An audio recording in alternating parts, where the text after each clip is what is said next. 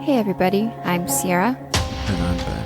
And welcome back to another episode of The Unsolved Couple, where every week Ben and I recap one of the original gateway drugs into true crime. Unsolved mysteries. I've got a lot of thoughts. I bet you I do. have a lot of opinions. I bet you do. Probably that no one cares about what my opinions are, but I got them. So today we are talking about and recapping Season 1, Episode 15 Is of it 15? Unsolved Mysteries. Are we on 15? Yep. Man, I feel like we've done 40 or 50. No, not yet. At least this one was not as bad as last week. Last week was a marathon and it was awful. That was a lot. This week we're back to just 3 stories. Thank goodness. Yeah. And you had the easiest of the 3. Thanks for telling everyone that. And the 2 that I had, and I will say I didn't realize it, I guess as far as the research department goes, I did not realize how obnoxious telling these 2 stories, the way they were told on Unsolved Mysteries. The first one was just horrendous the way they tell it. I don't envy you for having to try to give everyone that information. Yeah, I hope it even comes across clearly because I did my best in my notes. But I have like 15 pages of notes to try to piece these 2 stories together. First off, that's too many. And, yeah, I mean, just keep it simple is my... Is that your motto? Yeah, that's my motto. Well, how was your week, babe? It was fun. It was fine? Yep. Anything you want to share with the people? No. You asked me Maybe that. at some point Ben will share something with us. I'm already sharing. You realize I'm on a podcast. That is me sharing. Yeah. This is me interacting with more than you, maybe, I guess. Well, we hope everyone... How was your week? My week was good. Anything you want to share? No, I mean, it was a pretty chill week here. Nothing crazy out of the ordinary that at least I can think of off the top of my head. No wild stories, except for... I can't believe I forgot. The government came out and announced that there's aliens living in the ocean. I'm not getting into this. Okay? I'm just not. You're literally trying. You're only talking about this because I'm of our baiting Ben ridiculous... because he came home the other day from work and I tried to talk to him about this because I went down the rabbit hole. Well, but this also came out the same week that we dropped the episode of the aliens. Episode 10. And amnesia, missing time, witchcraft, voodoo, and all the things. But yes, it was the missing time and abductions episode where they dedicated 20-something minutes to that ridiculous story of BS. And then that dropped on Tuesday, and I was literally the next day. I think we influenced the federal government to come out and schedule that hearing. No, I don't think they were like, did. There are 2 people in Arizona that are on to us. There are 2 people in Arizona that have like 50 people that listen to their podcast. 50 people they all probably know. That, yeah, in some way or another have their circle listen to a podcast. And then not only that, they talked about an episode of Unsolved Mysteries from the 80s about people getting We have influence, hypnotized. babe. I'm telling you. No, but I was floored. And I mean, yeah, this hearing happened, like people making sworn statements, and everyone is being like, I can't tell you that because that's confidential, but I can tell you this. And it's so like Swiss cheese. It's so holy. You know what I think? Tell me. I think, and this is me, let's just make this very clear. I didn't read anything about it. I think I saw a couple clips about Because I forced you to watch them. because I kind of just don't care. But I think these guys, these generals, or whoever is talking, Yeah. they know full darn well that they don't know anything.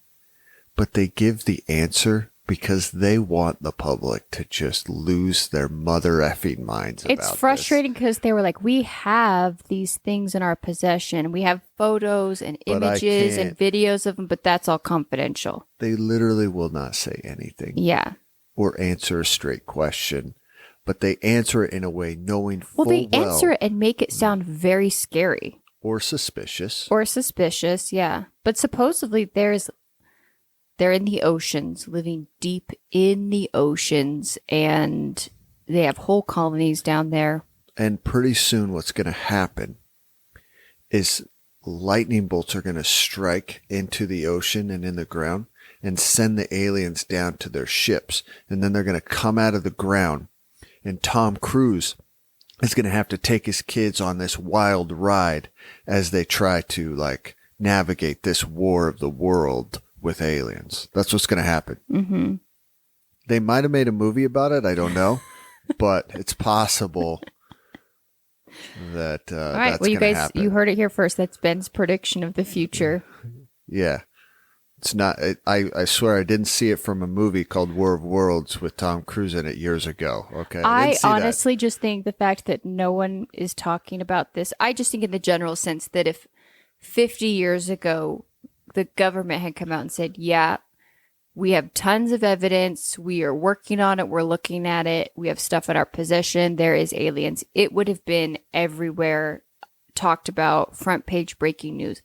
I think as millennials, we are just so burnt out that we're like, you know that clip? What's that Disney movie where they're going over the hill? The waterfall with the llama. Do you guys realize this is my whole life with Sierra? Is she goes, what's that one thing where people walk down the street? You know that thing I'm talking about? Where they drive a car? The movie with the llama. Emperor's New Groove. Okay. Thank you. Whoever just yelled it in their car, I heard it. Well, I knew what you said once you said llama. So did everyone else.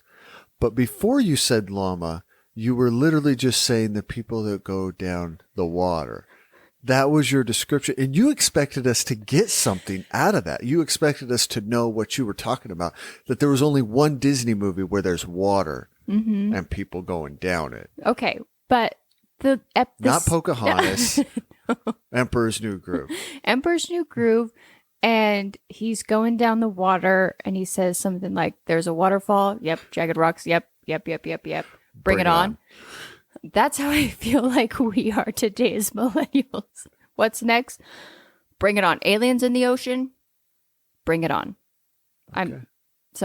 That's why I think that this is just kind of. You know what people are saying right now as they're listening to this? What? Hey, why don't you bring on your stories here, people? Bring it on. Quit instead of talking about this ridiculousness. Hey, you know what? Aliens and unsolved mysteries go hand in hand. So I feel validated in my rant. Again, I'm saying this again. People took this show as serious. Yeah, because it's a good show. If someone made this show today, it would be considered a comedy by some of the stories. Unsolved Mysteries is currently on Netflix now with brand new seasons. These people need to get a life. That was brand new information. Did you not know that? No. Oh, heavens to Betsy. Okay. Well, I will get... Can we bring on the... Let's bring it on. Bring it on. Let me get my notes up. So I will start us off with our first story, and it is about a young woman named Mickey Jo West. Okay. At 6 a.m. on the morning of September 11th, 1979, in the small town of St. Joseph, Missouri, a young woman named Mickey Jo left for work. She was last seen walking towards the bus stop about 4 blocks away from her house. How old did you say she was? I believe at the time she's 19. Okay. Yeah. She's young. Okay. And I find out later in my research, she's married at this point. Oh, really? Yeah. So there was several things that I found in my side research that they did not mention on the Unsolved That's shocking. episode. Yeah. In fact, she was at the time separated from her husband. Oh, that didn't last long. No. And anyways, he had nothing to do with anything that we're going to talk about, but he was originally a suspect as well, in this. Yeah. So she left for work that morning. However, she never made it to work. Never picked up another paycheck. Never seen or heard from again. The family didn't learn till later early that evening, that she had never arrived at work, and they called immediately to report her missing. So we get at this point a handful, I guess mostly there's one friend and a sergeant we're going to hear from as our talking heads for the show. And her dad. They let us know that they suspect foul play, but the biggest thing that they are concerned about as of now is that her body had never been found.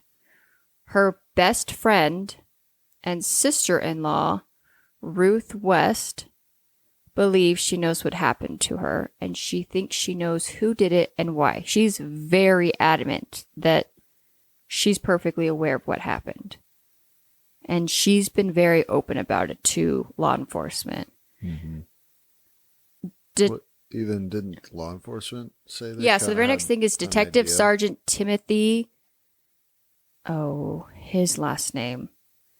Schweider. Oh, S-C-H. I wish I would have wrote this down just so I could see how bad you're botching this. S-C-H-W-E-D-E-R. Schweider. Schweiber? Schweider. Yeah. Schweider. Okay. I don't know. I'm going to call him Detective Sergeant. Is that like one step up from a detective? I don't know. I'm not a detective or a sergeant. Okay, well, Detective Timothy states that they have a suspect. They've already identified her. The day after her disappearance, he was named. They already identified him or her? Him. Sorry, they'd already identified him. And in fact, they bleep the name out, or they don't give it during the Unsolved Mysteries episode. I'm going to give it to you now. The suspect is... Whoa. This is an open investigation at the time. They're recording this. Okay. But... innocent until proven guilty. Well, we'll get to that.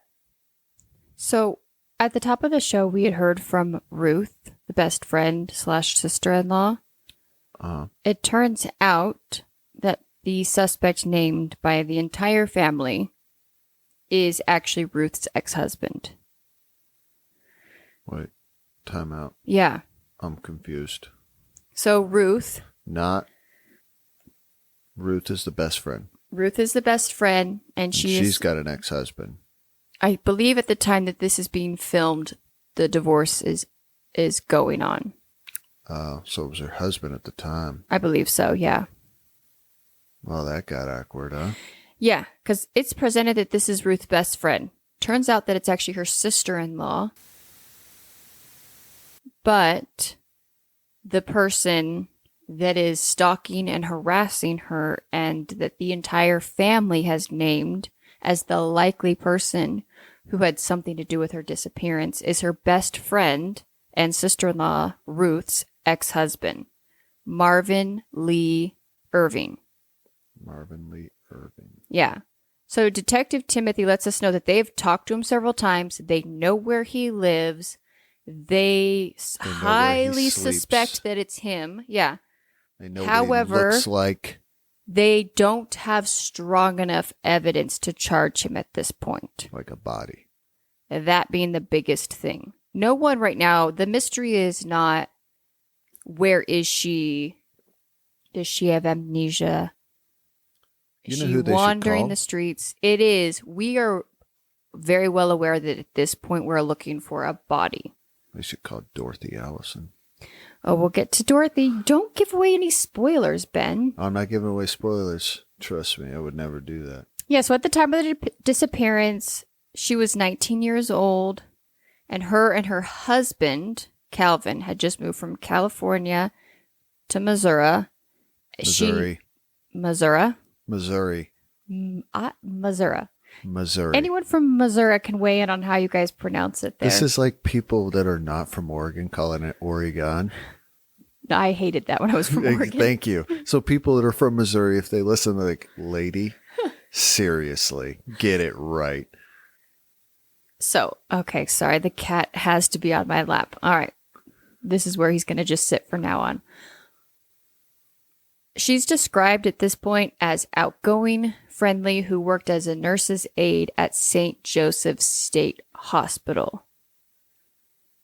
So it sounds like Mickey becomes involved in a bitter marital dispute, right? And Robert lets us know perhaps too involved. So that was, he drops that. Yep. And then doesn't say, so. Yeah. Mickey is her name? Yeah. Mickey is the victim. Yes. He just says she was highly involved in a marital dispute. A divorce of some type. Well, yeah. Yeah.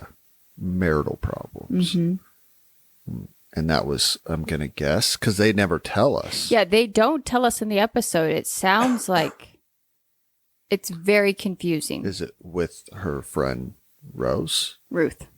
Yes. So but I find that out in my side research. Oh, it's with Ruth and her husband. Mm-hmm. Who then is? What? Who then is the suspect? Yes. Wow, are you piecing this all together? Is this making more sense than it did on the TV show? Well, yes, the TV show was super confusing, and I didn't dive into this. I'm assuming they were super elusive at the time because it was an ongoing investigation. Yeah, and also you can't just be like giving people's names out, telling them that they had something to do with a murder of somebody without at least being named a public person of interest, or I don't know where the defamation line is drawn at, but it seemed like so it made this story very hard to tell. All right. Okay. What we got? So the last time Ruth talked to her, Mickey calls Ruth like the day before she leaves and says that she had been receiving threats. Someone had been following her, and that she'd gotten really scared for her life. And at this point was going to start carrying a hammer in her bag. A hammer? Mm-hmm. Yeah. You know what? That's a pretty good... pretty good weapon of choice. I mean, that's what you have, right? All right. So she disappeared the very next day after this phone call. Okay. Dun, dun, dun. Yep. So the detective tells us at this point, the only case they have is technically a missing persons case. They don't have a body. They do not have a body. No body, no crime, in the famous words of Taylor Swift. And he doesn't feel that they could convict anyone of this murder without a body. They have evidence of the threats that were made to her. They know that she was followed and stalked by Ruth's ex-husband. He had a motive and opportunity, but feels that they need her body to bring this case to justice. Okay, you would think that's where the story ends. Nope. Yeah. Sure doesn't. Okay, we need help finding this lady's body. Go out and look for it. Drop the weirdest. Then the weirdest thing happens. 7 years go by. Because this was 1979, if I remember what you said earlier. Yeah. 7 years go by. Got it. We're in 1986. Yep. No tips, no nothing have come in for this is a cold 7 case years. Now. Cold no case. Body still. Yep. A delivery man at a Kansas City shopping mall is making his rounds, dropping off stuff, comes to his little moving tray and finds, no joke, a letter inside an envelope sitting on top of his stuff. Okay. Okay. This mall is 75 miles from where Mickey disappeared. And it was addressed to St. Joseph's Police. And it reads, I need your help. I was with Marvin when he killed Mickey Joe West and hid the body. I can kill myself now. Please help. End quote. The letter was unsigned. Okay? I was so confused. As was everyone else. Yeah, and I'm sure, first off, malls back then, much bigger scene than they are now. I think if you left a note somewhere in a mall today, it could be months before anyone finds it. In 1986, I don't know if there's this show that takes place in the 80s. Big deal. Mm-hmm. And they show us how crazy a mall is and how big of a deal it is. I think it was right around 1986 as this take place. It's called Stranger Things. Oh. Season 3. Yeah. Season 3 of Stranger Things does encapsulate what the mall was. Scene. Yeah. Mm-hmm. It was a big deal. Sam Goody. And I think Orange we even got to Julius. partake in that a little bit in the early 2000s before malls, I feel like, in our adulthood really took a nosedive. But I would hang out at the mall with my friends. Like I said, Orange Julius, Sam Goody, The Gap, all the places. Jumba. No, Thank you. no, not back then. Orange Julius was that back then. Yeah. Dude, that was a happening place. It was. The food court. There was a water fountain typically somewhere in the middle. Like, well, you grew up in the Portland area and one of your malls had a full-on ice skating rink. The Lloyd Center, right? Yeah, I mean, it still has it. I don't think so. I think it closed down. Maybe. I don't know. Yeah. I have no idea. I haven't been back in a long, long time. But yes. Anyways. But to drop a letter off to the police department at the mall. 75 miles away. None of these things make sense to the other. Well, maybe because he says he witnessed it, right?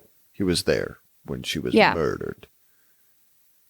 I mean, it's been 7 years. Maybe he moved out of this small town. He's living in Kansas City now.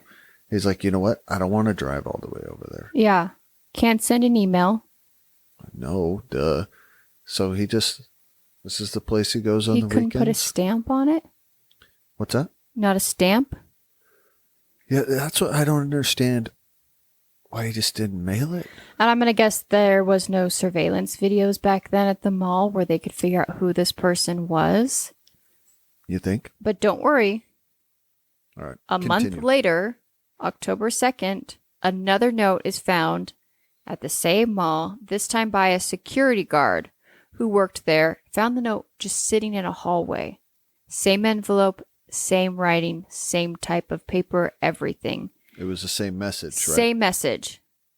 It was also delivered to the police in Overland Park, and then the letter was also sent to St. Joseph's Police. Both of the notes named the original suspect. The author of the note said he was there, but didn't kill her himself, and that he could no longer live with the knowledge that he needed help. The note was also unsigned. This leads to no more. They can't find anything. This leads to nothing. Mm-hmm. 7 weeks later. Clearly this person. 3 more notes are found. Yeah. This time in St. Joseph's, in the town that Mickey was last seen. Now he was like, listen. This is my message is not getting across. I got to get closer. Let me go. But once again, the first one is discovered at a shopping mall. But in St. Joseph's. The same day, another letter is found at a local truck stop, and then a janitor finds the same letter in a St. Joseph's shopping mall. There's no rhyme or reason where that's what I'm saying. These are just willy-nilly. Places. Yeah. So the police end up with a total of 5 notes, all established to be from the same person, relatively saying the same thing. Same handwriting. Mm-hmm. The police even investigate this as a hoax, just in case. However, they believe they are genuine because of details that were given in the letter had not been released into the public. and because of the feelings that are expressed. The FBI looked into the letters and they felt the author was likely being intimidated by the killer. They believe the letters were not written by a stranger and that they are someone who is personally acquainted with her and that they have deep-seated feelings of guilt. Well, I wonder how they got to that conclusion. Exactly. Could it be that they said they couldn't live with themselves anymore? Yeah, no kidding. So then we jump to guys. 1988. So 2 years later. 9 years after the whole disappearance. Another letter turns up at Kansas City Mall Theater. It's addressed to the police and a local TV station. 8 months after that, the reporter for the TV station, Thurman Mitchell, receives a letter addressed to him personally. In the letter, the writer says that if Thurman would come by himself alone, he or she would show themselves to him, and that he didn't want any of the reward that was being offered. And they claimed, once again, they were not involved with the crime but needed help. Clearly, this person wants to share what The they lady know. what is that? The Hamilton or the Shakespeare? The lady doth process too much. What's the word I'm looking for? I don't know. You know what I'm talking I about. have no idea what you're talking about. Dang it. That's going to bother me. Okay. But this would have said, like, this person is going on and on and on and on, that they had nothing to do with it, but they need help, but they're not willing to talk to anybody unless they drop a letter in the mail, Harry Potter style. I'm waiting for owls to come down off the roof and start dropping these things off. This person really, really wants to share what they know. Mm-hmm. But has no idea how to go about it. The lady doth protest too much. That's... There you go. You got it. You figured it out. I knew we'd get there eventually. Case solved. Cracked it. Protest. Yeah. That's... Okay. Sorry. I was not going to be able to focus on what you were saying until I solved that side quest I was Move on. Okay. Next. What's the next letter that gets dropped off and when and that's where? okay. So that's it. So this TV reporter even so he does not. He does a news segment. He does a full news segment. And pretty on much it. says like, "Hey man, I ain't coming, but you need to show yourself." I'm good. I'm not going to meet up with you, but here's all of the other ways that you can be of help, or we can get you help. But it does not involve me meeting you somewhere by yourself. Doesn't he say, hey man, if you actually even just want to tell the police, you can go ahead and do that. Police are a great place to start. They'll listen. They'll probably listen and look into it more than a TV guy could. Yeah. So the end of this segment says, as of today, the letter writer still remains anonymous. Mickey's case is still unsolved. The police think that the author is the most important witness to this case, and if he or she knows where the remains are to be found, or where any information, if they could even so go far as to testify, it would be absolutely critical to the case. Yeah, you kind of sound like you might know a thing or two, and you might be a little persistent on wanting to tell us. Yeah. So, hey, why don't you tell us? Okay, so that's where Unsolved Mysteries leaves us. So, if you know. Okay, you ready for your update?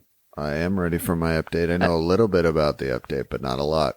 Okay, so in 1991, a former police officer confessed to the murder.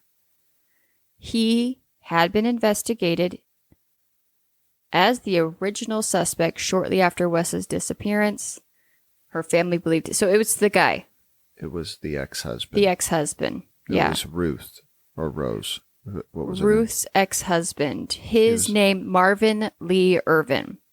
Marvin Lee Irvin. He confessed, huh? He confessed to it. Just couldn't stand the guilt anymore. So the family believed he was involved the whole time. However, originally he passed a polygraph test.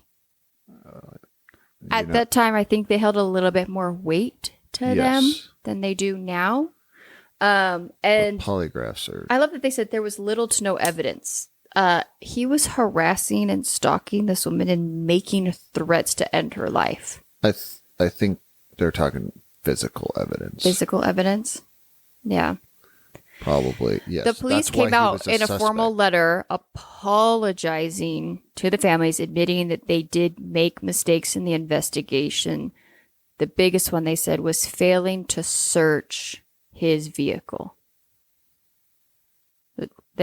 That was from the police department, issued that. Okay. So it turns out that part of his plea agreement, he was actually convicted of 2 other murders. So he's a serial killer. Yeah, he is listed on the FBI's website as a serial killer. Serial killers, 3 victims, right? Okay. Yeah.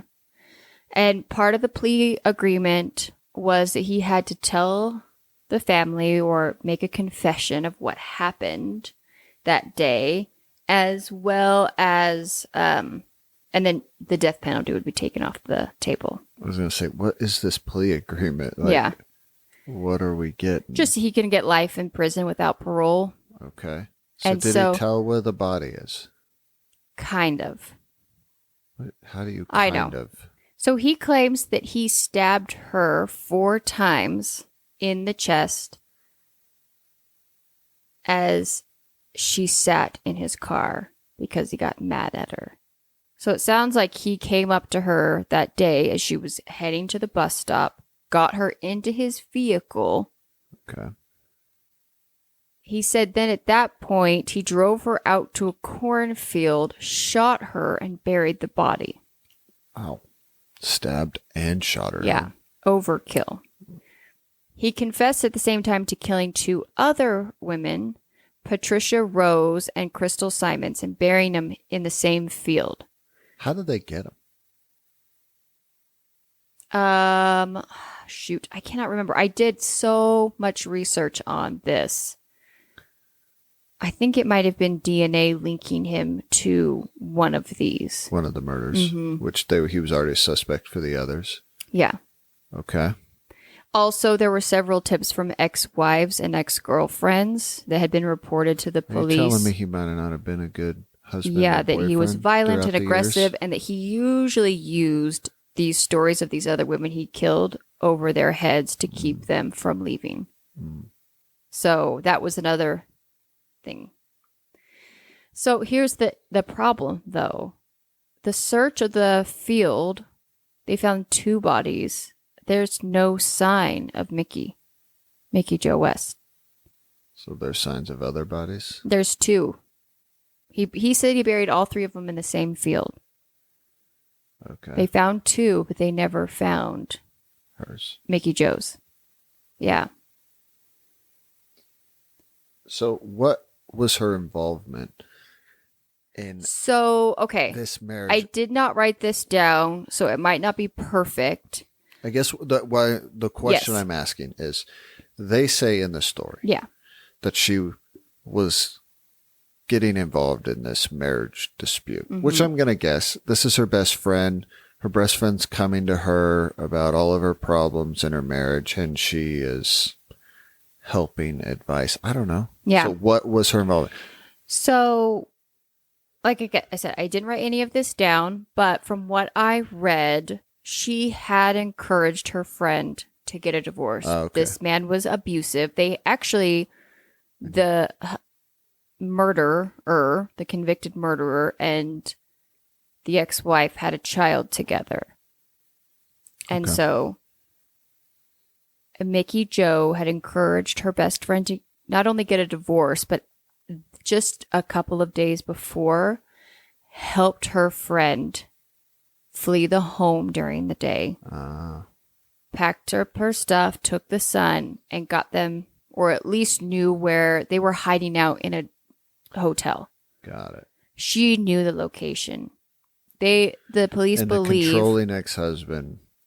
The police believe like that he took her, and there was actually belief that because he'd made confessions to so many exes about what he actually did, that he used that hammer to torture her to confess where his wife was.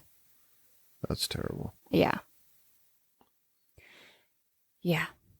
So, unfortunately, because they've never been able to locate the body, there's never been any autopsy done to find out. They don't know. Yeah. Obviously.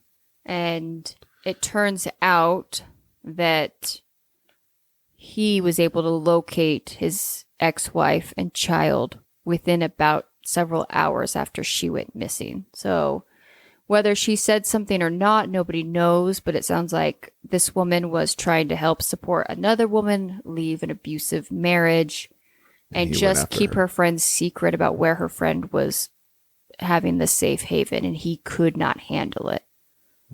He is scum. It's sad that he was still able to walk the face of the earth for what? Yeah, 12, I mean, this was until 1991. Yeah.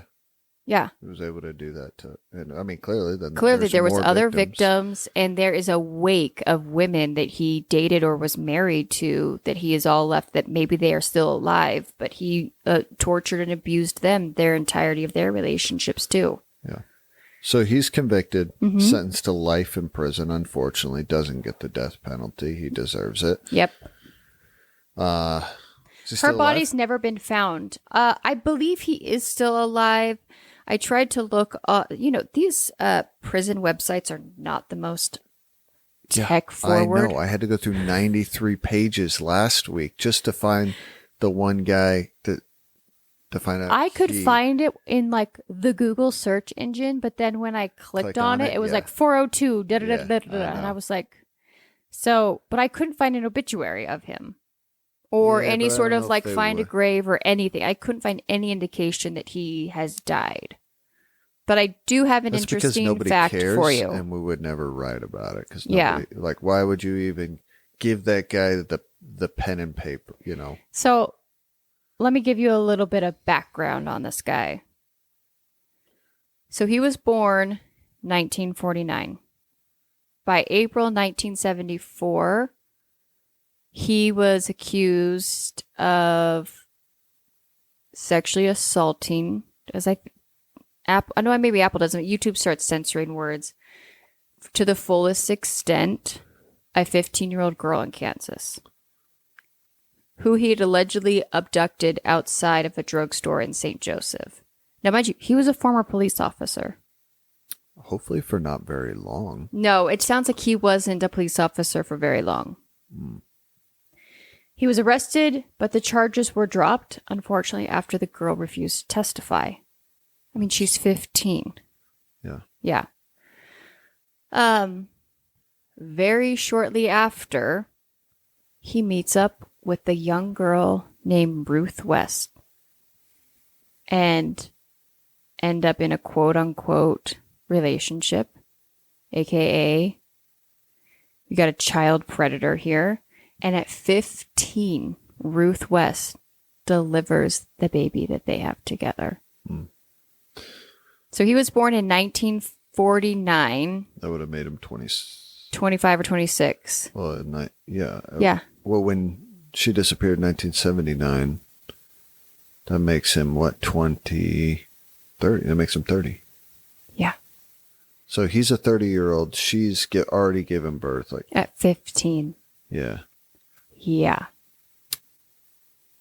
So what you're saying is this guy lived a life of crime, not just once, but multiple. Yeah, this guy was a bad guy. He's a scum of the from earth. The jump. Yeah. He is the scum you find around, those disgusting bathtubs that just have never been cleaned and you got to scrape the sides off. He's that. Okay. So he's caught. He's goes caught. To jail, honestly, at the end of the day, the biggest thing that I read there's several news articles that her body has never been found. Obviously, you can't really search that out, but you'd hope that at some point somebody comes across it and they're able to get those remains back to anyone left in her family. Yeah. So, okay, Ben. Okay. Are you ready for another sad story? Yeah. I will say, I I'd never heard of this ever Me in my neither. life.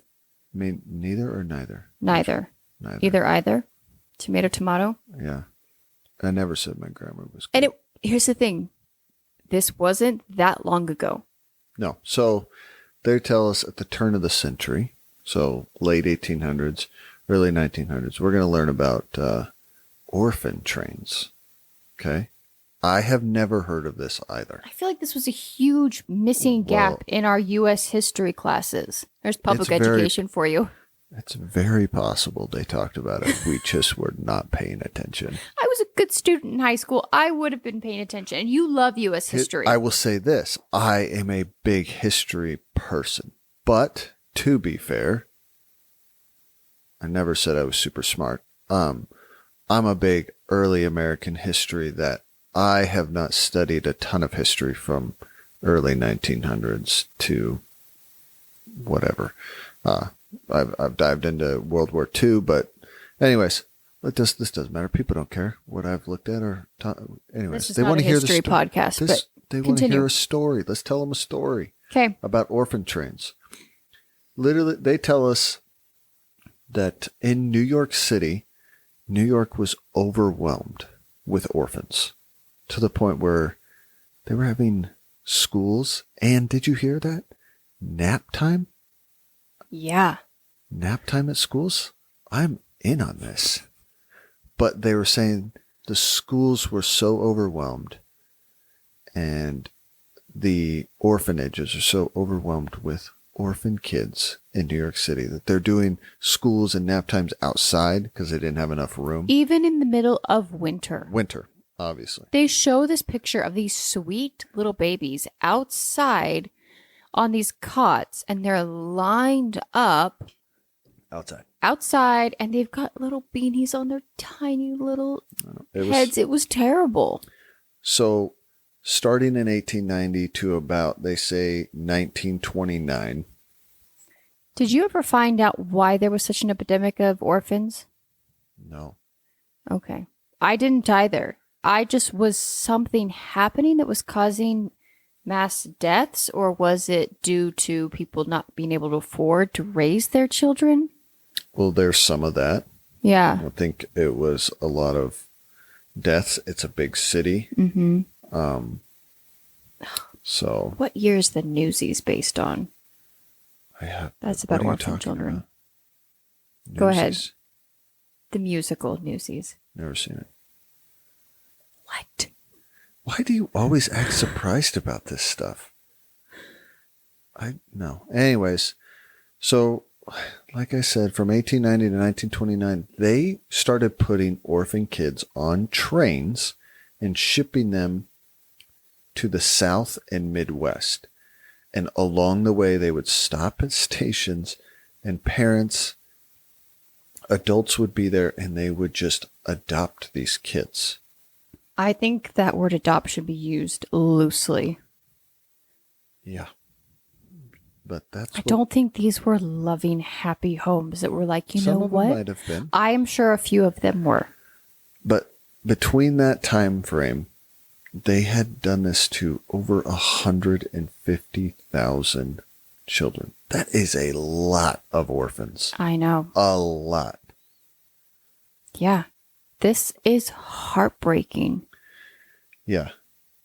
Anyways, they tell us, so they're going to tell us some stories just of specific people. Obviously, we're not going to get into the weeds. The whole point of this story is to tell us some of these people that have had this happen to them and,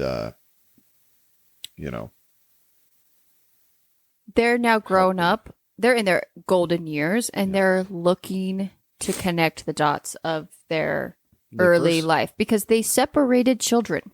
Yeah, they first tell us the story of Algie and Johnny, who were shipped to Arkansas, two brothers. Yeah. And Algie was the oldest. And they tell them, they came off in Arkansas, wanted to stay together. But, really, these people a lot of them were looking for Farmhands. Farmhands. This is it. It to me, it felt like a cattle train. Get off. Everyone get looked at. If you don't get picked, you get back on the train. Yeah. So a family picks Algie, and they only needed one boy, so they took him to work on the farm, and another family took Johnny. Yeah. And they were separated. Yeah. And he tells the story like he's trying to stay with his brother. Can you imagine? No, but No. they just rip him apart. Anyways, they ended up reuniting later on in life. He always remembered his brother, wanted to find him. He finds him, and there wasn't even unsolved mysteries. No, they're just prefacing like that. There is a large group of grown adults that are looking for their siblings. Their siblings, yeah. Because a lot of these kids, they're brothers and sisters, and they were not adopted together. So what the real story is they're going to get into the story of Francis Murphy and Sylvia Wernhoff. So Sylvia, they tell this story first. She was 3 years old in 1921. She is shipped off to Nebraska. She has an older sister, and she's adopted by the John Mick family. She gets off there. They take her in. They raise her. She doesn't have anything negative to say about the raising of her childhood, but she's looking for her brother. She had an older brother. They did say that her parents had died. That's why her and her brother are orphans. So she's looking for her brother. She doesn't know where her brother went, where he might have gotten adopted to. But they said a day after they showed the broadcast, so we get an update right away.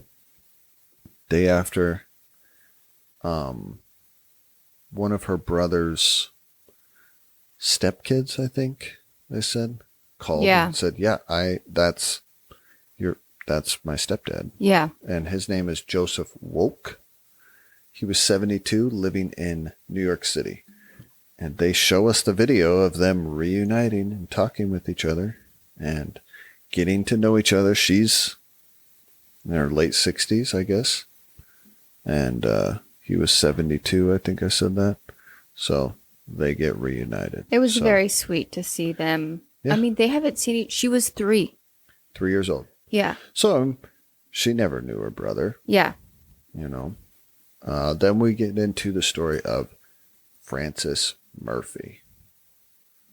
I know. Just hit the tissues out. I was choked up watching this story. Oh, yeah. So he's 11. He has a sister named Margaret, and his mom is still alive at this time. Yeah. At the time they're on the train. This is in 1928. They interview Francis, and he proceeds to say his mom just could not take care of him. Mm-hmm. She was too poor. She couldn't take care of him. And he even says, I didn't really even know my mom. I was always gone. I'm guessing she was shipping him out. Whatever. We don't know. He doesn't talk about the specifics of it. Yeah, maybe he was selling newspapers. Is that from the musical? Yeah. Okay. These sweet orphan boys or kids whose families couldn't make enough money would be out selling newspapers. Okay. It's a whole thing. Then the newspaper company ups the prices of the paper because you had to buy the papers before you could sell them. Okay. I'm just trying to lighten the mood of this terrible story. Well, I'm trying. No. Anyways, I don't watch musicals. That might come as a shock to everybody. All right, Francis is 11 years old, and he gets put on the train. Mm-hmm. And he even says he saw this as an adventure. He says the only thing they knew about the West was from movies and pictures. Yeah. So he sees this as an adventure. Yeah. He rides this train out west. Yep. And at every stop, kids are coming off. They're getting sized up. They're getting adopted. Francis is the last kid on the train. I know. This made me think of Penny, the little girl from The Rescuers. She's so sad talking to the cat that no one's going to adopt her. Okay. All right. Here we go. Oh, I bet that's where this movie comes from. Children's Society or something like that. They're out there helping the lost children. Oh, Children Aid Society. yes. There's a song about it in the movie. Rescue Aid Society. Da, da. I bet that's what that is. And then they help Penny, who couldn't get adopted by anybody. All right. Okay, sorry. You heard it here first. Okay. But that's what I was watching this. That's what I thought of. You know that scene where she's sitting on the bed? But yeah, he gets to the end of the train tracks and they're like, well, no one wanted you. So no one adopts Yeah. Francis. So he ends up living in foster homes until whenever he is an adult. And I don't even know how the foster system was back then. Yeah. I can't imagine it was great. This kid basically, it sounded more like he was basically homeless between 15 or 11 and whenever. Till 18, 19 years old. Yeah. Yeah, and like I said, this was in 1928. But this is an American story So as far as like this takes we get the bootstrap story, right? So Francis is looking for his sister, Margaret. Mm-hmm. He wants to reconnect with her. His mother has already passed. His mother actually tell passed. the story that he like went on to do all these great things. Francis ends up going on. I read his obituary. Okay. I find it from the newspaper. Okay, tell us, because that's to me Missouri. that was like the highlight, that this kid went through this horrible experience and then went on to lead quite a remarkable life. I'm going to tell you more than what they told us. Francis ends up going on to college, getting a 4-year degree, which then he gets drafted into the Army for the last year or two of World War II. Okay. Serves his country. Comes home and marries his wife. I think I wrote it down. Christina, I think. I might be wrong on that. Marries his wife, and they have 3 girls and 2 boys. He actually originally started becoming a dairy farmer, but said, no, I don't like doing that. Well, I was like, I don't want to be on any more farms. So he went and became a teacher, a high school teacher. And he taught for years and years. Technically, he was still teaching and being involved with schools until he passed away. So yeah, he ended up really making something out of himself. 5 children. Yeah, and a wife that and married, and a selfless career, served in the military. And this kid at one point was put on a train because his mom couldn't afford to raise him. And he was involved with his church. He was involved with his community. In retirement, he would go to different elementary schools and do science presentations for the school. Cool. Just because that was what he loved. Yeah. Well, and he retired from teaching. His health started getting poor. Yeah. But that's what he could do. He was involved in a lot of stuff in his community, I guess. And he loved kids. He loved teaching kids. And yeah, he really made something out of himself from this terrible thing. And they didn't tell us this, but I read this in 2 different places. So he passes away right after they do the interview. Yeah, they filmed the interview of this in November. And like December, he passes away, right? No. He keels over and gets sick at the end of the interview. Oh. I guess he tells him, I need to lay down. And he ends up going to the hospital and passing away either the next day or something. Oh my goodness. So this was pretty much the last thing he did. Yeah, and I think Unsolved Mysteries, out of respect, was not going to air this, but his wife requested, because she wanted to finish what he had started. It was important to him that he still put this out there, that he wanted to still find his sister. So, update, never found his sister. The wife never found the sister? No. I found him, again, I've used this ancestry websites quite a bit. I found him and his wife on there. And his mother and father are connected, but if you click on his mom, it shows that she had 2 children, Margaret and Francis. Mm-hmm. But it has nothing else about her. And Margaret, there is 0. I guess if anyone's out there is into doing ancestry work and can track down that sister of his and plug it into whatever family tree it is online, that would be awesome. Okay.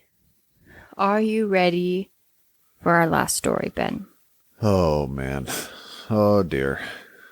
Yeah, I'm ready. I'm ready for this. So, I'm going to try to tell this story the best that I can because there are several random things that are all going to be tied under one umbrella. And they do all connect.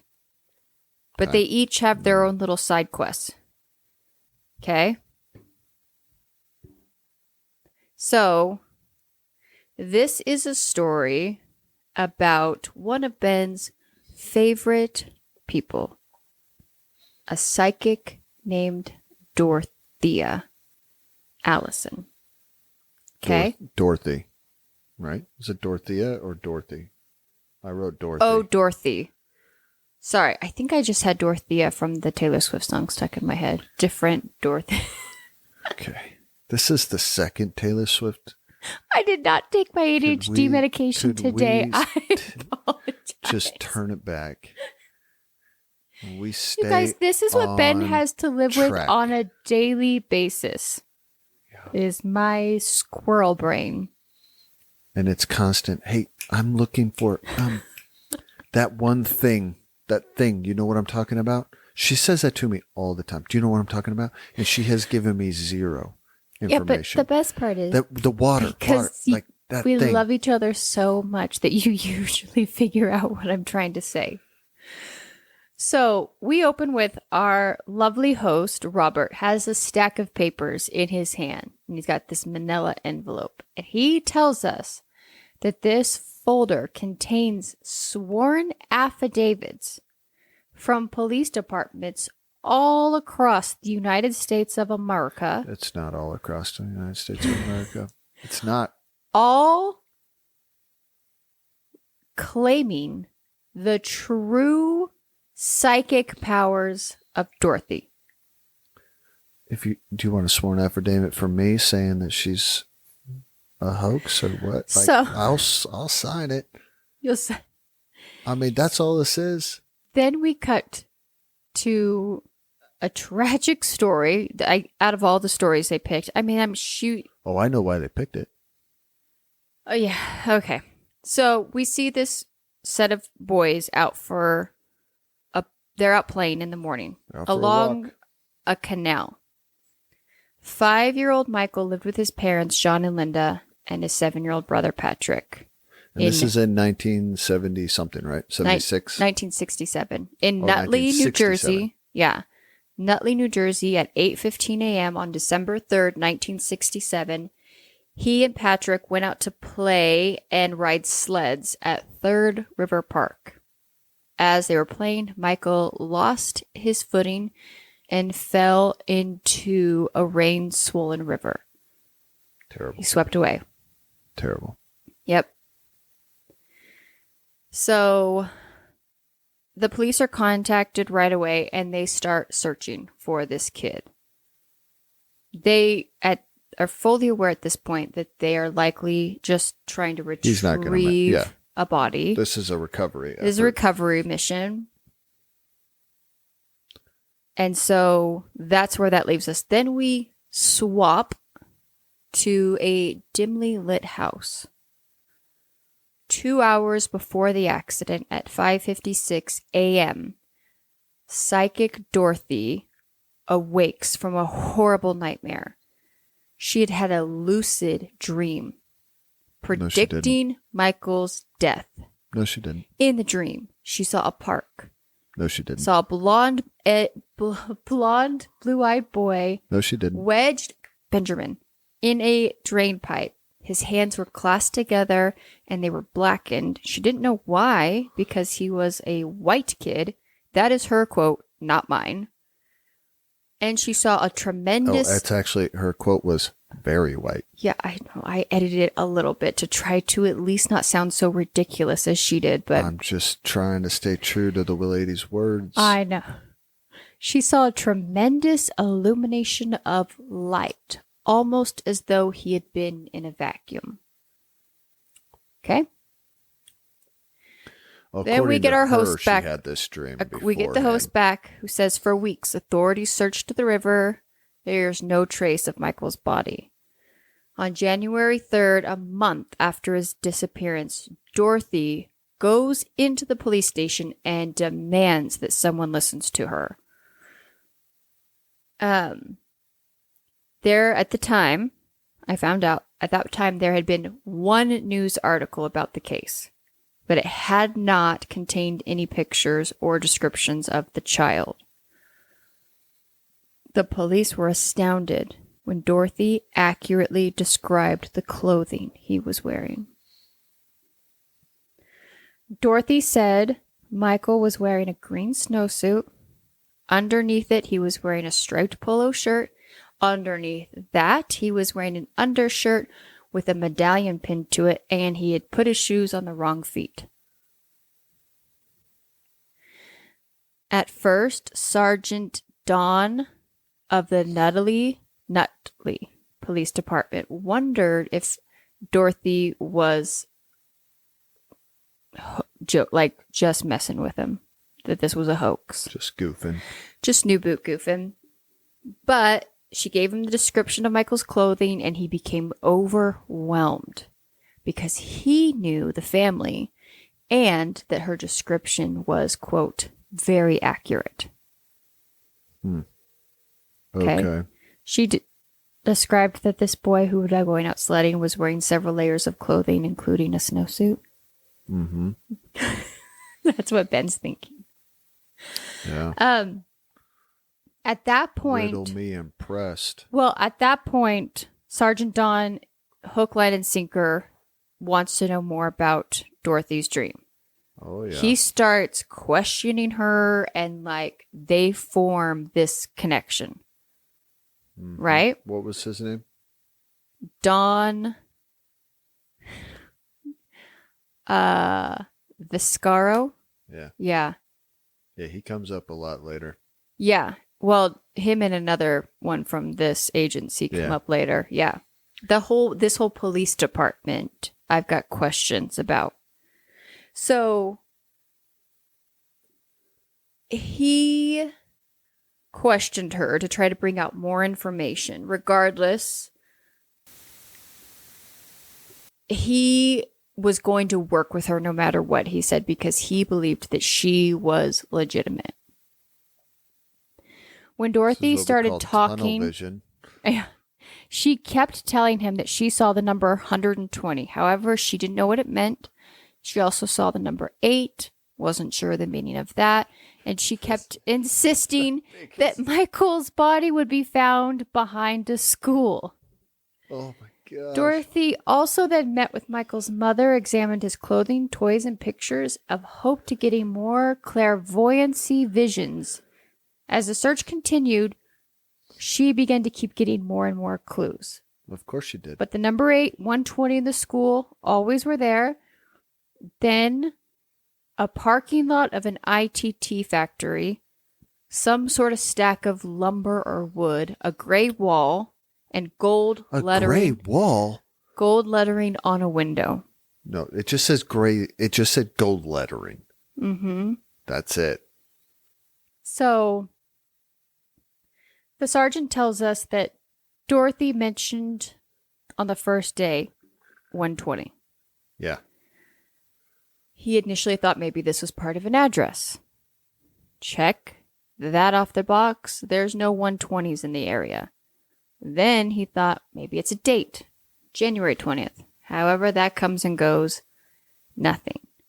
He said despite this, the number 120 kept coming up over and over and over again. In fact, it even started coming to him, this number 120. He could see it everywhere.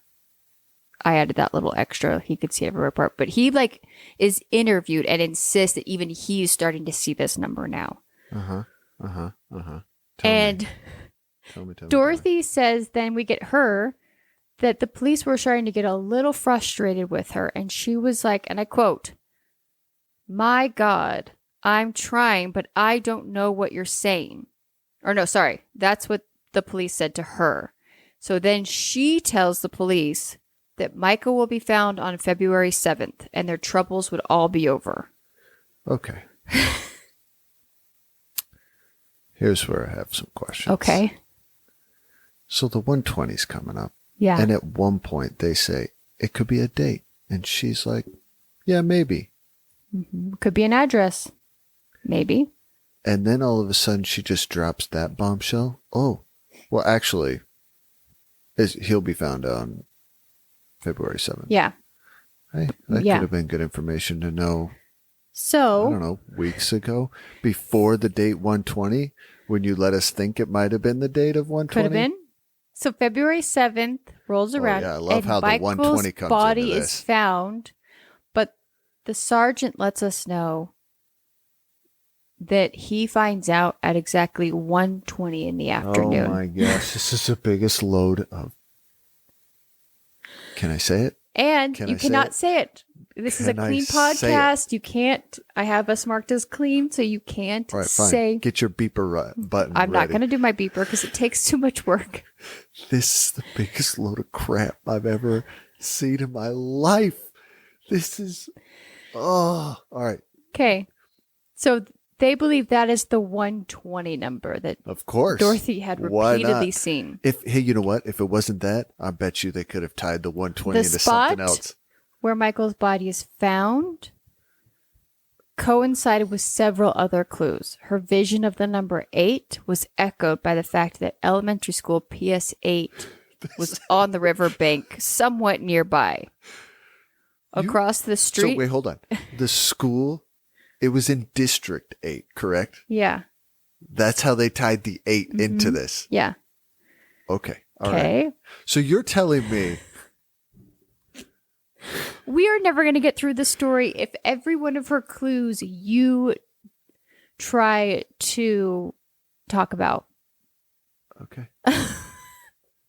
Tell us how the gold lettering comes Okay, in. I will. I will tell you all the things, you guys. Okay. First off, across the street was a lumber yard, so there's the wood pile. Oh, okay. Okay. Next to the door is an office building with gold letters on the window. Letters. Yeah, we've just found these writing of gold letters. Directly across the river is a local ITT factory and its parking lot. Also nearby a parking lot? Is a gray concrete building. A gray building. Gray wall. Wood along the riverbed. Yeah. When Michael was found, he was also wearing the same clothes that Dorothy had dreamt of, and although his galoshes were on the correct feet, his undershoes had been put on the wrong feet. Okay. Yeah. Got it. Yep. So the detective on this case goes back and finds everything Dorothy said fits perfectly into a puzzle. By themselves, the clue or pieces might not mean anything, but when you put them all together, they seem to fit in place. And said, I kicked myself for not realizing sooner what she was talking about. Her predictions coming true was the most amazing thing I have ever experienced. Okay.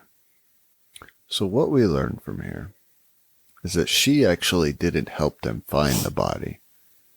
It was until after the body was found that they were able to tie all this random SOB stuff. So say what you will about psychics, but I will say that was the very first thing that I noticed was that, yeah, she inserted herself into the story. And we can get into that later because, shockingly enough, she inserts herself in her life into many notorious cases. You're right. We're never going to get through this. But I find the point is that her clues did not actually help solve a single thing. I know. So then what was the point of her being there? To be on television. Ding, ding, ding. And to sell her book later on. Yep. So then we go back to the episode, and now we get Dorothy's backstory. She's lived in New Jersey all of her life. She has 4 children. A husband, name is Bob. He's an engineer for a construction company in Manhattan, New York. When she was 14, she had her first indications that she had psychic abilities when she had a vision of her father dying. In the vision, she saw a mourning wreath on the front door. 3 days later, her dad died of pneumonia. So he was sick with pneumonia. Okay. Dorothea says that she's called almost daily by detectives and family members of missing people, although she claims she has never made anyone pay for her work, other than travel expenses. Yeah, She has been asked to help in hundreds of investigations and traveled across the United States, amassed dozens of certificates, letters of appreciation, and honorary badges issued to her from police departments. Ben's face right now, you guys. I'm going to stay quiet so we can get through this, because this was half the episode. Yes. And we're probably already deep into this thing and need to get through this. I will try to keep my opinions to myself as much as possible. Okay. Move forward. So now please. we're going to enter the next detective, and he does play important role later on. I use that term loosely.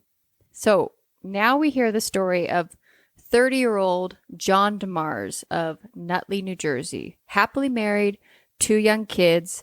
He worked for 5 years as the assistant corporate loan officer at the Canal Street branch of Chemical Bank of New York. He was considered one of the most respected and honest loan officers in his branch. On the morning of Friday, December 20th, he called his wife to let her know that he was going to have lunch with 2 friends and he'd be leaving work early. At lunch, he told his friends he was going to go bowling that evening. At 4:45 p.m., he left the Manhattan office, telling his secretary that he was on his way home to play with his kids. John left the office with a fellow bank teller. Around 5 p.m., the 2 parted ways. John walked towards the Port Authority terminal at the World Trade Center. We've been there.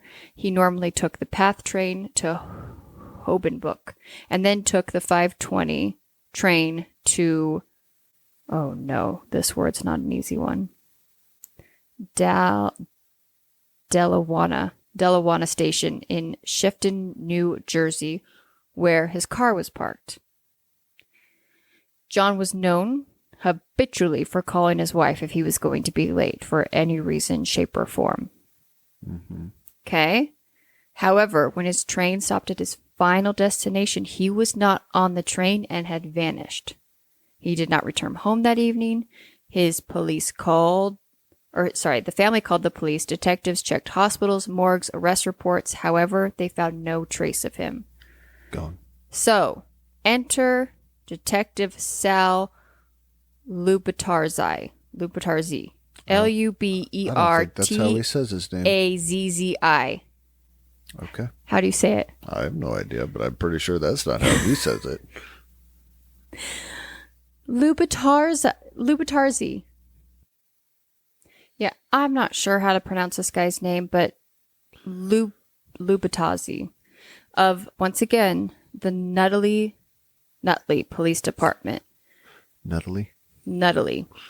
Nutley. Alleyway. I don't know. Yeah. Detectives' first theory is that John was embezzling money. However, they're able to, I guess, quickly scratch that off the list because they couldn't find any wrongdoing with him at work. He just embezzled money and took off. Oh, so then the very next theory is, if it wasn't money, what do you think the next theory was? Ran off with a woman. Ran off with a woman. However, they found that that was also no evidence of that. So at this point, they're so stumped that they have to call their good psychic friend, Dorothy, in to see what happened to this guy. Mm-hmm. So that's what we do. We go money, a woman, psychic. That's good police work right there. Way to really just So a detective Luberadze went to Dorothy, and the only thing he claims he told her is that he was looking for an adult male who had been missing for more than 24 hours. That he claims that's all the info he gave her. Mm-hmm. The first words out of her mouth were, "He drowned." Mm-hmm. She told him that John had fallen off the train, ended up in a river. The detective could not understand how that could have happened, but said that she was insistent on it. So he says, "Can you give me any other clues about his whereabouts?" She says that she sees a burned out building and anyone that's ridden the train in New York City. Well, this is towards New Jersey too, right? Yeah, that's... Okay. Bless New Jersey's heart. I know they get a lot of grief for not being New York, but if anyone has ridden the train between New York and New Jersey, a burnt out abandoned building. I haven't ridden a train from New York to New Jersey, but I'm gonna imagine that abandoned buildings, or just buildings in particular. Yeah. Pretty common along the train routes. Sorry. Okay. I'm zipping it. Zip.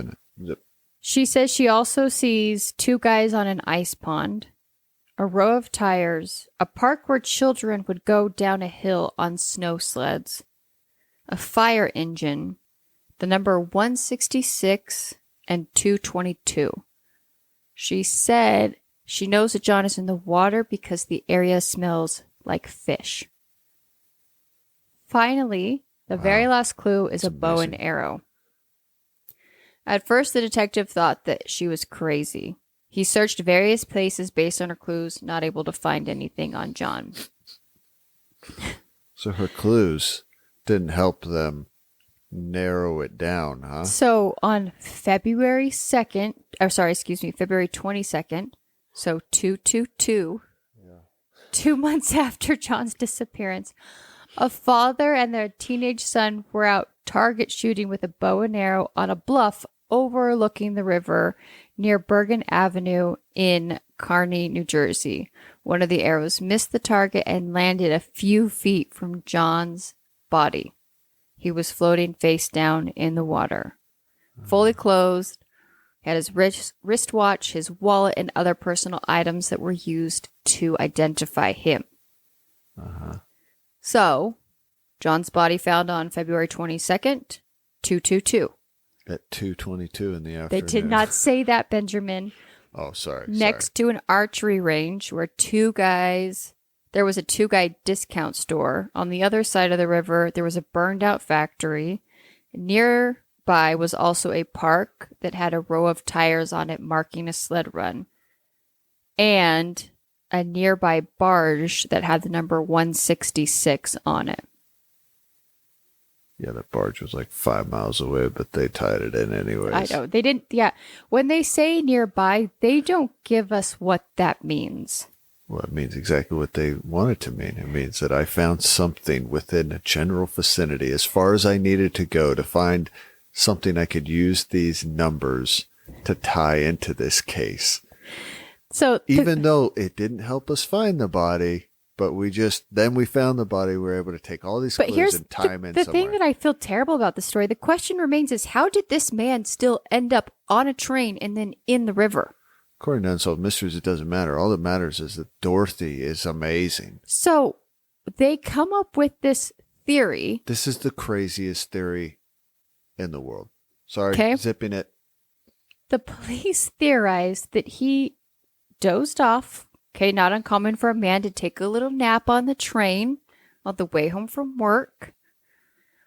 And at 5:40, the train made an unscheduled stop on the Passaic River Railroad Bridge near Lindenhurst, New Jersey.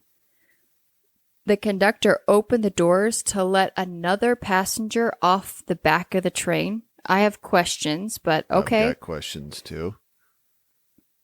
John, still half asleep, mistakenly stumbles out of the train, assuming that they've pulled up to the train station.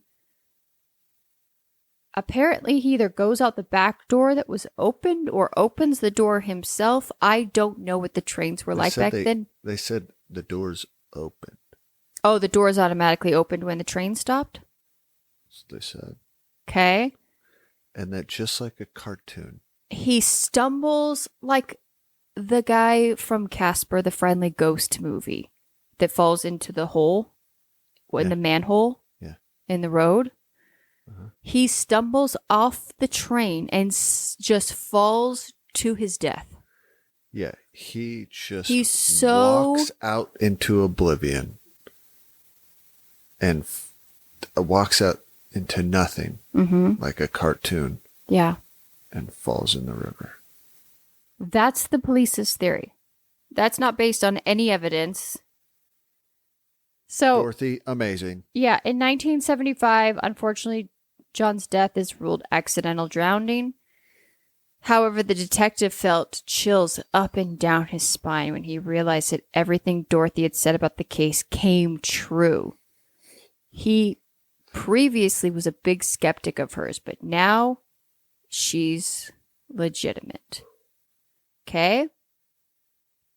After Dorothea helps with John's case, the Detective Sal of the Nutley Police Department volunteers on his own behalf to become her liaison with other police departments.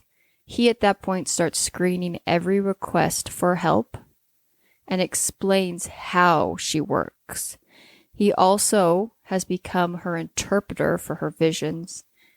And his wife, Phyllis, sorts the mail and answers letters. That was not in the Unsolved episode, but I wanted to plug that in because I found it interesting that he finds a way to start piggybacking off of this business. Oh, you want to call it a business? That's the word we want to use? Well, okay. All right. Okay. Moving on. So, I'm going to tell you these next couple of things that these are all claims made by Dorothy herself. She claims to have a 90% rate of solving cases that she works on. She claims to have found more than 100 missing people, predicting exactly where the bodies would be found, what happened to the victims, and even when they would be discovered. She also notes herself for having helped solve over 20 murders. So, yeah. This is now, we're going to once again shift gears. This is where Unsolved Mysteries is going to, because their actual real question in this is not even a question. It is that psychic ability is an unsolved mystery. And they decide to perform their own science experiment. There's the third story. I think I skipped the third story because I just wanted to get through that. Do you want to tell the third story?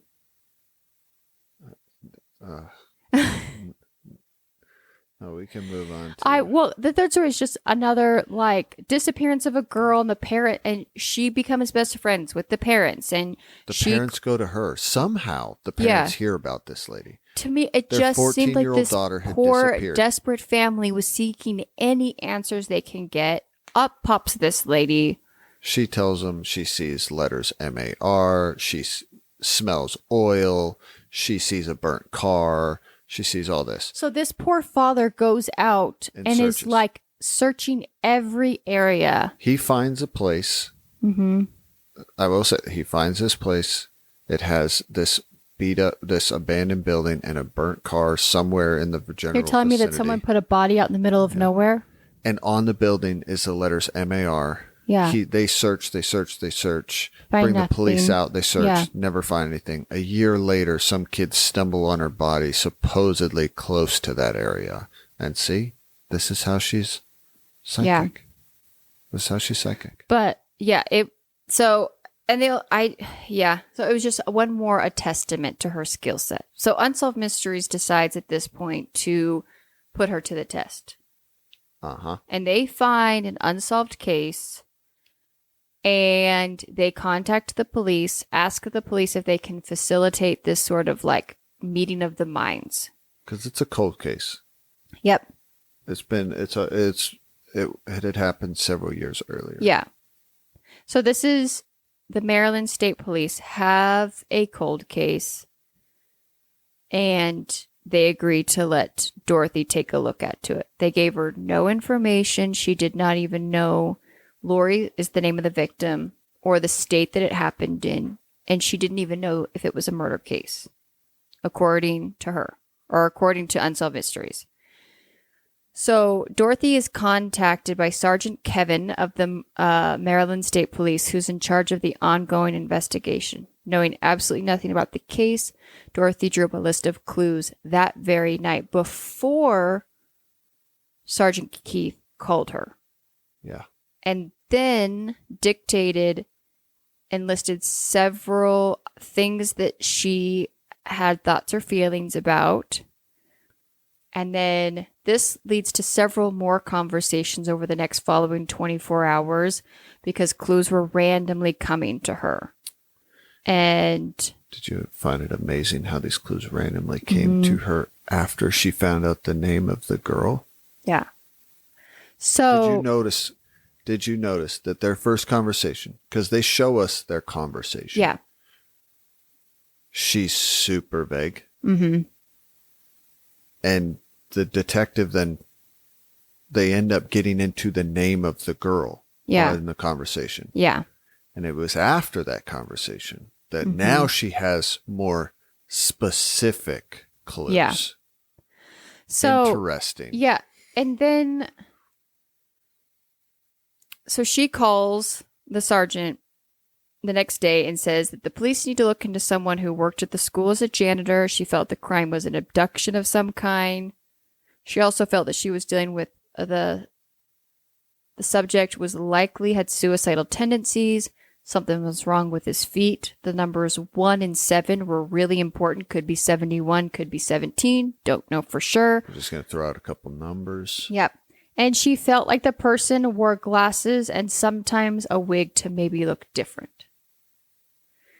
So Dorothy and her husband, Bob, are flown to Maryland,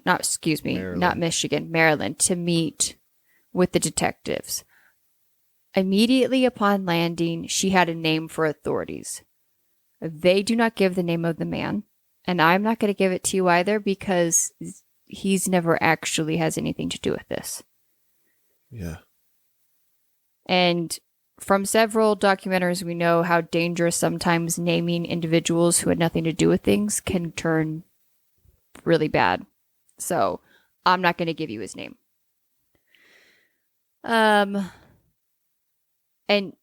But that he had a nickname that was Chuck, and his last name could have been something like with Stein in it. The best part is the detective says he thinks psychics are baloney. However, at this point, if Dorothy has offered to help, he is going to try to keep an open mind because he just wants to solve this case. He really wants to solve it. So within minutes of leaving the airport, more thoughts and images began to flood into her mind. She had a vision of Lori in front of a library where she meets either two brothers or two boys. Did we even say the name of twin friends of hers? The case is Lori Zimmerman. Oh, sorry. Yes, Lori Zimmerman. Put that out. And she was murdered. Oh, I'll get into that. Oh, sorry. I've got that because I feel like her story also deserves to be told because Unsolved Mysteries gives us no information on her case. Yeah, just very little. So, yeah, she has a vision that Lori's in front of the library and either is with some friends or two boys or these twins. Again, she mentions the name of the person that she met there, but they can't give it because this is an ongoing investigation. She also felt that Lori had been sexually assaulted and then murdered. She also felt that someone had probably hit her in the head That's when the detective tells her that while Dorothea did have some trauma in 2 places, that was not her cause of death. So then Dorothy responds quickly by saying, well, she was suffocated. I feel asphyxiation. Mm-hmm. And the sergeant says that she wasn't really suffocated. She said, no, not suffocating, but like choking, like something was in my throat. He says that he is a little keen to that note because that was not public. While driving down the street, Dorothy notes that Lori had walked down to the library and was picked up in a yellow car. 24 hours after being on this case, she came up with a dozen more possible clues. And some of them did seem to connect to the case. For example, the numbers 1 and 7. Oh, yeah. Lori had been laid to rest at Rose Hill Cemetery in plot 17. Yeah, because that helps solve the case, right? Yeah. Yeah. Dorothy had mentioned the name Cleveland. The last sign before the crime scene was a turnoff called Cleveland Town Road. Which she'd already been found. Dorothy also talked about an old church. Half a mile as the crow flies from where the body was found, there was an old church. None of this stuff is helpful. Mm-hmm. This girl had already been found. They're just trying to solve the murder. Yeah. They don't need help finding the body. So they take her to... Or where she's laid to rest. Pretty sure the parents know where they laid their daughter to rest. Yeah. So they take her to where the body was found, and this is where she experiences the strongest sensation she had felt during the entire investigation. And this is on Unsolved Mysteries. They're filming this. Yeah, I know. She feels the suspect name stronger than ever. Mm-hmm. She felt that he is the one, for sure, that took her. And she says, I would stake everything I have on it that this is your guide, no question in my mind. Yeah, she'd stake her reputation, because that's... She's got a she good believed reputation that Lori in my was mind. murdered because this gentleman wanted to do things with her. She was reluctant, and so he panicked and murdered her. That that was my favorite part. Is not that when they were in the car. Yeah. And she then says to Bruce, I felt like it was hitting, physical. And the police officer says, yeah, but that's not the way she died. I feel this choking. I'm like, lady, there's only a few ways for people to die. Mm-hmm. Okay? And when one doesn't work, you just move to the next one. Yeah. Well, when there's only... Well, especially when you think about, ways. potential young victim where there could have been some sort of sexual assault beforehand. Strangulation's actually not... Well, I mean, unfortunately, that is a very common way that men murder women because they are stronger and they can overpower them. There's no weapons involved. Well, if you even want to say... not uncommon. Yeah. So, Ben... Here's the thing. Like I said before with psychics, right, so I do believe people have psychic abilities, but I do not think they are the people that insert themselves into things like this and give false hope and just take away resources and time from active investigations. Okay. So Unsolved Mysteries, they put her up to the case. She has all these clues that lead nowhere. They're just these random clues. Yeah. And so I'll give you the final quote that we give from our host, Robert. He tells us that Dorothy had mentioned throughout the entire filming of this a name. The police ran the name, and there's no suspects by that name that can be tied anywhere close to this. Being by that name. They didn't say that, but just that there is no known suspects or people even closely related to this case by that name.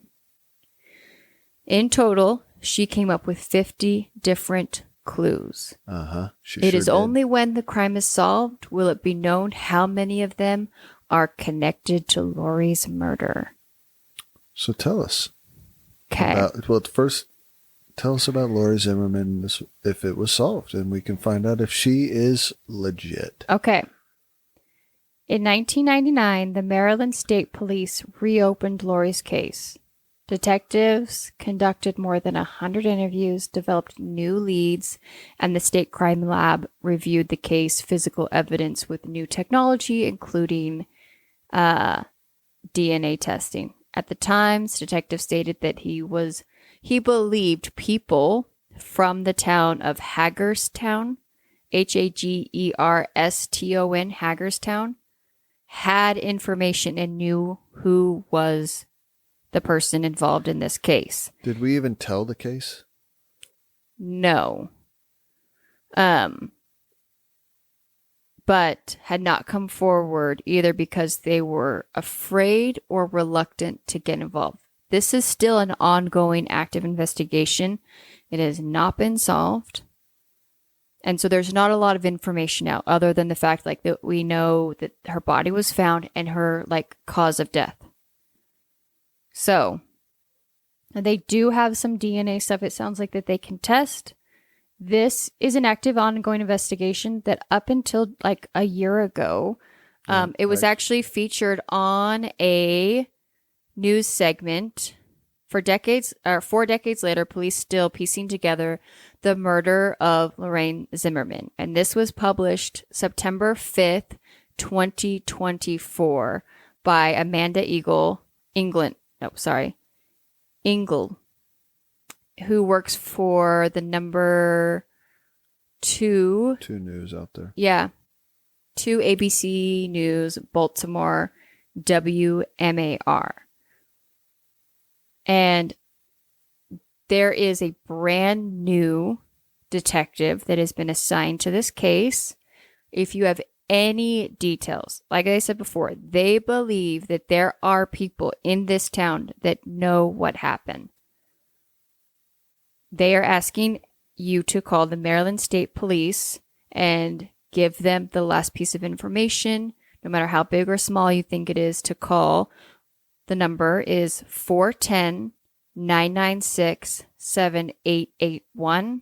Again, that's the Maryland State Police tip line, 410-996-7881, to try to bring closure to this case, even though they had a psychic look at it.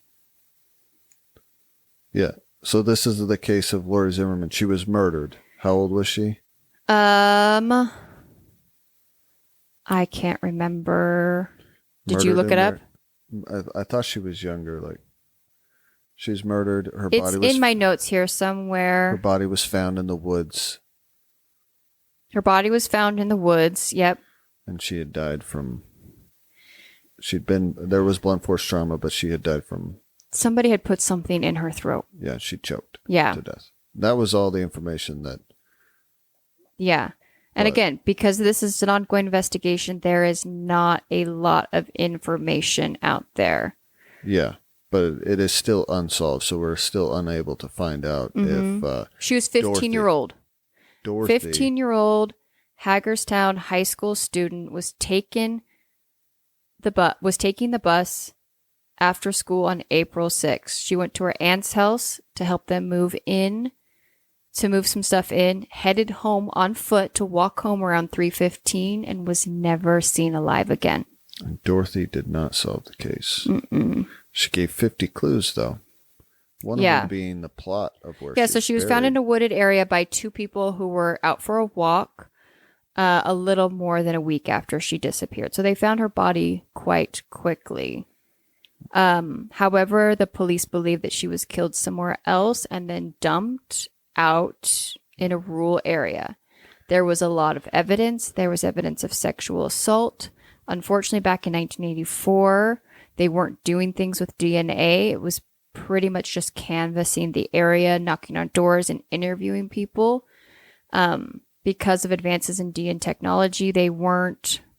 at the time, they weren't particularly advanced, and the investigators focused on whether, and that was the other thing, there was a similar crimes in other areas of Western Maryland and Pennsylvania that they tried to match up. They tried to link it, but it didn't. It did not work out. I read that news article too. Yeah. Okay. So, but this is the case of Dorothy. Yeah. So, and again, that this is one of the reasons that this story was really confusing and hard to tell, is this is not the case of this sweet, poor or girl's any of murder these or any of the other, how terrible this things man that walked off happen a to these train people. or anything. It is about A psychic whether this woman detective. has psychic abilities. Okay. So tell us, Sierra, does she have psychic abilities? I do not believe that she has psychic abilities. I did some research on her. She's passed away. She has passed away, and even the New York Times did an obituary on her. They don't do obituaries lightly. Mm-hmm. And they even pointed out a handful of flaws in her case, or in her. One of the big problems is a lot of the claims that she makes about solving all of these murders and finding all of these bodies and being invited to be a part of all these investigations. Local police departments have come out and said that that's actually not true. A lot of her stories that she claims are completely unfounded or not able to be. There's no record of all these things that she says she's done? Yeah. Yeah. So that was... Is that what your biggest trip was when you did your research? So this is my thing. Okay. 1, 2, 3, 4, 5, 6, 7, 8, 9. I have like 18 tabs open of like on my internet search history, all relating to back to like people that are like, no. So I dove into this lady. Yeah. And I think everyone already knows how I feel about this stuff. Okay. So, every article I read about her, I read the New York Times, Los Angeles Times did an article about her. Multiple places did articles about her. They talk about how she's a psychic detective. Yeah. And that she's done all those things. And that she's accredited by several police departments across the country. And when they give examples of what she's done, what are the ones they use? They literally use the same ones on Unsolved Mysteries. Those are the only stories they can tell about her. Mm-hmm. They don't tell of any other stories or any other cases she's worked on. Well, in the New York Times ones, they talked about that she inserted herself even to the Son of Sam one and made all of these predictions, and none of them were. Yeah. She was even one of the people that came up with a sketch for this, one of the sketch artists, which I know. I makes read sense. that When too. we went back and we did Son of Sam, there was multiple sketches, which has now led to the theory that there might be multiple people involved with that. Interesting. Yeah. Yeah, I read that. So, and I also read about the killings of the children in Atlanta. Mm-hmm. I don't know anything about that There's case. a podcast on it. It's a What? terrible... There's a podcast about a true crime? Terrible thing that terrible happened? story. Yes. Clearly, from what I read, and I seriously, this is the first time I've ever heard about this. Multiple children had been killed in Atlanta. In 1980, she inserted herself into it. She volunteers to go down. Yeah. So she goes down to Atlanta. And she gives all these clues. They said, the police had said, I read multiple articles on this. She had given them up to 40-something names of people. Yeah. Probably like John and Robert and Mark. You know, I'm throwing it. That's me saying that. Yeah. None of those names. I guess that case has never been solved. No, I thought it had been. Well, I don't know. I have no idea. Yeah. But nothing she gave led to anything.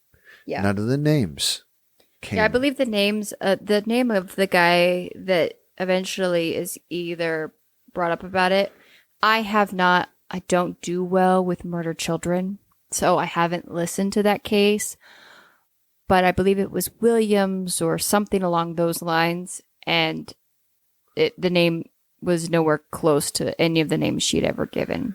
And a couple of the police officers down there really had a problem. Well, and that's what I will say is the biggest thing in all of this research that I did is multiple, and not just one, but multiple police departments saying that she was not only unhelpful, but they did not need her there. They didn't ask her to be there. She took up their time and resources. And then she falsified that she helped solve things when that was actually not the case. Yes, this is according to... I just say, this is all just, yes, according to other people. This is But she went down to Atlanta with that detective from New Jersey. And that's where I find this interesting, is that other detective that she met from that department, that he became enamored with her and her abilities, almost started working as her booking agent. Yeah. So she claims she never got paid. Mm-hmm. But I guess a couple of police officers said, yeah, they had to pay her for her expenses. Travel and time expenses. Yeah. And they said, well, all she did was drive around in limos and eat nice meals that we had to reimburse. So her expenses, supposedly, according to certain people, were quite lavish. Yeah. Yeah. I read that too. Yeah. So, but again, like I said before, I believe people have abilities that we might not be able to explain, and I'm okay with never understanding that, but I do not believe it is the same people that insert themselves into high-profile cases, driving around in limousines, write books and publish them and make tons of money off of that and make claims of this big notoriety with no backing. There was even one article I read that talked about that several of those like certificates of thanks and all of that stuff that she had hanging on her walls were not real. Yeah, that wouldn't surprise me. But it is, here's my thing too. She says on the one case that Unsolved Mysteries brought up, one, it's never solved. But she gave up to 50 clues. I bet if that case is solved, they're going to be able to look through all those clues and link 4 or 5 of them. Is it surprising that a young female was victimized before her life was taken from her from someone? No, that's not like... Is it uncommon for someone to be beaten or strangled to death? Yeah. These are all she even tried to get involved in the JonBenet Ramsey case. You give me 50 clues and then are surprised that I can link 3 of them? That's what I'm saying. Yeah. Is you can, if you have enough time, you just throw enough stuff out there that you can then link it. Because here's the thing. There is 0 examples of her actually leading anyone to solve the case or find anyone. Mm-hmm. It's always after the fact that then they link her BS to it. Yeah. So yeah, she's a fraud. That's what Ben's. Like I said, reading the reports about her potentially making up accreditations and stuff, I was like, oh. Well, there was even an article that says she called a detective to try to get him to say that she was a part of it. Oh yeah, I also read that. Like, okay, you were, according to him. Yeah, allegations. Whatever. Yeah. So. Okay, well, you guys, that is our episode. I'll give you guys kind of some quick, what do we want to call this? 411 information before we move on. If you guys have any questions or anything, suggestions, you can email us at unsolvedcouplepod@gmail.com. You can find us on Instagram at unsolvedcouplepod. We have a Facebook group, Unsolved Couple Podcast, and we are also on TikTok at Unsolved Couple Pod. You guys can find us streaming on all major platforms, and we ask because this means the world to us. It costs you $0, and it really, really helps is if you can rate and review us on wherever you can stream, and then find a buddy. Find a true crime BFF and let them know about us so that we can continue bringing this show to you guys. We have like 575 episodes left to get through of Unsolved Mysteries. Okay, other than psychics, did you have like a silly like pet peeve that's like there's no reason why you should have it, but you just do? Oh, man. I have a lot. I know. Sure, obviously. I know some of the same basic ones that a lot of people have. Yeah. I don't like people standing too close to me. I hate small talk. Bless Ben's heart. He does not like small talk. That is true. But that's not a pet peeve. That's just you being a grumpy old man. I don't like psychics. That's not a pet peeve.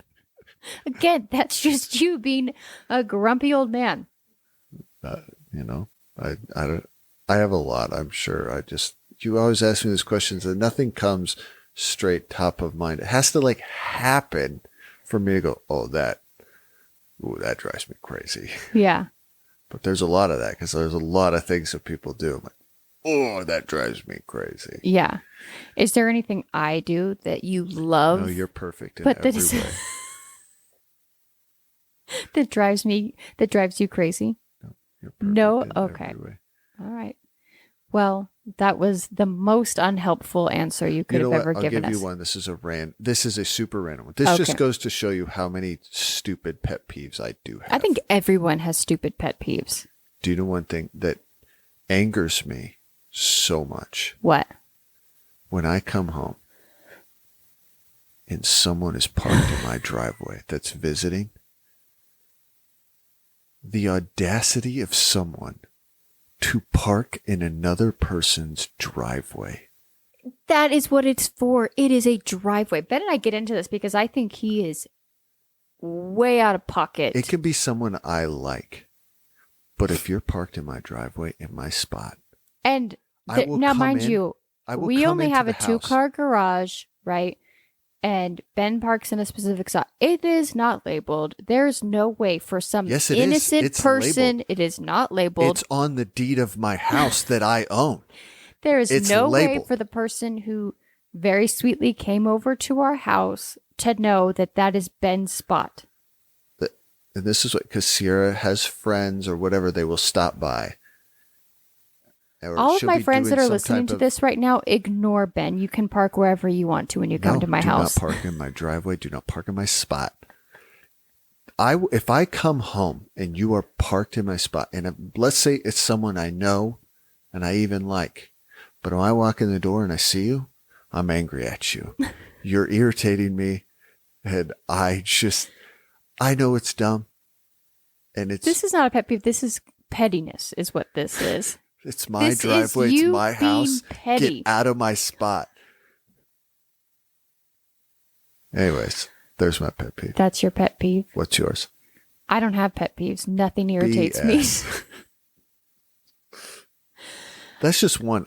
We could probably do an entire episode. Once they start coming, I could come up with a lot. My biggest one, I think, which is probably, and you already said it, when people stand too close to me. I think that is everyone. In line, specifically at the grocery store. And post-COVID, where the 6 feet rule was about the only thing with COVID that I was on board with. You don't need to be within 6 feet of my bubble, right? So yeah, post-COVID, the fact that anyone is that close to me. Do you want to know another pet peeve? If you say what I think you're going to say. What do you think I was going to say? I think it has to do with COVID and cars. No, that's not a pet peeve. That's just stupidity, and it makes me laugh. We're not going to get into that. It makes me laugh at you. When you're wearing a mask by yourself in your own car, you're a fool. Anyways, this is another pet peeve of mine. Okay? Okay. When you're driving in a big parking lot, like Walmart, wherever, and the people that walk super slow diagonal through the parking lot. Oh, that is a pet peeve instead of of just too. Hugging the vehicles or getting out of the way. Oh. Dude. I know mine. That is just. It goes to parking lots too. It is. Anyways, okay, you go. Okay, this is my official one. Okay. That it might be a little bit of a hot take. When people do not put their carts away, it bothers me to no end. Put your cart away. It's not that hard. Yeah. It's just not. And here's the thing. Guess what, guys? I've had 3 babies in the car, and it's like, oh, well, I have children in the car. You know what I used to do? I would intentionally park next to a cart return. How lazy are we as human beings that there is cart returns typically within maybe 10 yards of the back of our car, and we can't be bothered to put the cart back where it belongs? Put your card away. That's my pet. Is that a pet peeve or is that pettiness? No, that's a pet peeve. Okay. So put your card away. I think it's the And ultimate hug the- litmus test hug the of what ends. kind of person you are. I think good people put their carts away and selfish people do not, which is a broad, sweeping statement. I don't care. It's when you walk slow through the parking lot in the middle where I will yell at you in my car. I'm looking at you and you know what I'm saying? Go ahead, man. Take your sweet freaking time. Don't mind me. I'm trying to drive through the parking Okay, lot. for the record, Ben has never actually yelled like loudly at anybody ever. We just talked about road rage last week, and here you are saying you're yelling at people. I would sound like I. But you do say it. And then Ben's I do know your pet peeve you didn't mention. What's that? Bikers. Oh. Cyclist. Oh, don't even get me We're not going to get started. into that today, guys, because we are Cyclist. already You out don't own of the road. time. Get out of here. So we will see you next Tuesday when Ben and I recap one of the original gateway drugs in the true crime. Unsolved mysteries. Thanks. Bye.